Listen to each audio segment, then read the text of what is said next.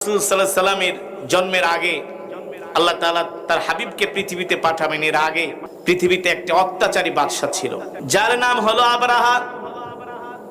সারা পৃথিবীর মানুষগুলো কাবাকে ভালোবাসে, সারা পৃথিবী থেকে অমুসলিমরা পর্যন্ত কাবা এসে কাবাকে সম্মান করে, কাবাকে তারা প্রদক্ষিণ করে, তারা কাবাকে এত মর্যাদা দেয়। অত্যাচারী বাদশা আবরাহার কাছে এই বিষয়টা ভালো লাগলো না। অত্যাচারী বাদশা আবরাহা তিনি নিজেও চিন্তা করলেন, যেহেতু সারা পৃথিবীর মানুষ মক্কায় যায়, মক্কার মানুষদের সম্মান বাড়ে কাবার কারণে, মক্কার মানুষদের ঐতিহ্য হলো কাবা, মক্কার মানুষদের সম্মান করে একমাত্র কাবার কারণে। আবরাহা অত্যাচারী বাদশা সে চিন্তা করলো, আমি নিজেও একটা কাবা বানাবো, আমি নিজেও একটা ঘর বানাবো। বলেন নাউজুবিল্লাহ।